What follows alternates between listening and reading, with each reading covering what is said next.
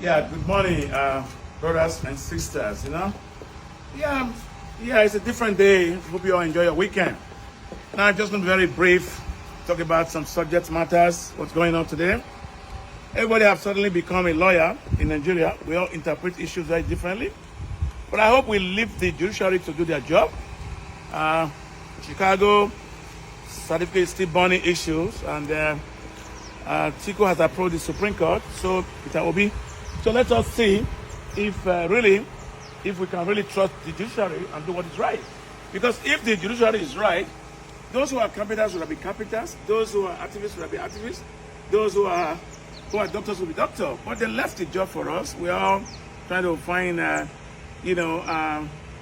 answers for this question that's unanswerable, because over the years, the judiciary has failed us. I mean, if the judiciary have not failed us, why would a man like Hope Udozima from 4th to number 1? That's what the judiciary have turned to. And when I talk, people say, why are you speaking to the judiciary? Why are you condemning them? I'm not condemning them.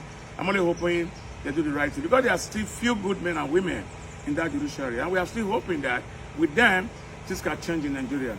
That aside, I'm talking about Asuwaju Bola Tinubu today, president. We've seen your lopsided appointment. You have turned this country to a Yoruba nation. You just recently give somebody who's very unqualified, EFCC. You go to report, Yoruba. You go to finance, Yoruba. Chief of Army Staff, Yoruba. Everything is Yoruba, because you told us, those who were deaf, didn't listen to you, that you're going to continue from where the failed Buhari administration stopped. You didn't continue with it, because when Buhari was there, he gave more right to the Fulani people to go to a farm and do whatever they want to do and get away with murder, but you continue with that.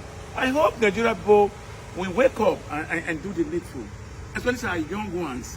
You go to TikTok, all you see our guests shaking their boobs, shaking their breasts. But go and check what is happening in Palestinians and Israel now. The women are giant up. They have their gun, they have their boots, they have their helmet, they are ready to go to war. But you have our Nigerian guests shaking their waist. The younger ones are on codeine. They are on codeine. They are on kush. They are on cocaine and weed, because this is what they expect from you all to do. Now you have to change your mindset. Nigeria belongs to all of us. These guys are playing with our mind. They are playing with our brain. Every house should have an activist. Everybody should think now that we are activists. Every other person should think now that we are military, we are soldiers, to fight if necessary. All right? If they continue to treat us like this. Now, somebody from Ogun State, one Dr. Abiod, I don't know his name, I don't know bad people's name, gave a bag of rice to a whole community to share for palliatives. You can fool somebody sometime. You can't fool all the people all the time. And I feel for the military and the police that they are using to torment and torture activists, women, men who are ready to take the bull by its horn to fight the injustice of this country. And yet, you police and military that deserve more, that have been treated like a slave, that's who they run to use to come and flog us in the street, to come and torment us in the street. But the subject today is that Tinubu administration want to borrow 2 sets of money. One is $400 million. $400 million that they're going to use for palliative again. Palliative again. But where is the indices? How do you know the very poor? Where is their social security number? Where is their BVN? How do you pay them the money? I'm not rich. So do my neighbors. Are you going to give us? Is our name on the list? Why are we so myopic as a Nigerian not to know this administration is very fraudulent, like the past one that we just experienced? And also too, you want to borrow on that 1.5 billion, 1.5 billion, 1.5 billion to assist your budget. Who does that?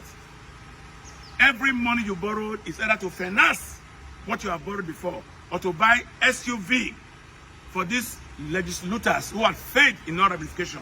What happened to your previous car before you become a House of Assembly member? What happened to your previous car before you become a House of Senate member? Can't you use that and sacrifice for this nation? Legislators. You guys doesn't care. You don't care. You don't even know one day we're not going to be here again. What are you leaving for your children? What future are you creating for them? Some say I talk too much. Every day I keep talking. But Those who I'm talking to, most of them are deaf.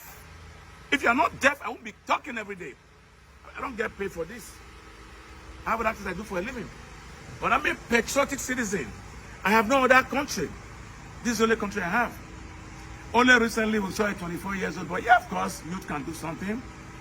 Kasim Shatima, the vice president of this country, made a 24 years old boy to go into an institution that he has no idea about. Only in this country. Only in this country recently, nobody has denied that Tinubu, in the last trip he made abroad, spent $448,000 for only hotel expense. Calculate that in Naira at the rate of 1,100. Why did you people do this to us? Was that why MC Olumu said, if any Igbo man votes in Lagos, they are going to maim and kill them?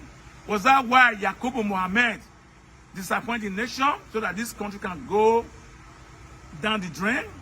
But let me tell you all, we are getting wiser every day. We know what you are doing, all right? And I don't know how you all sleep in the night for all these mental enslavements that you have caused Nigerians.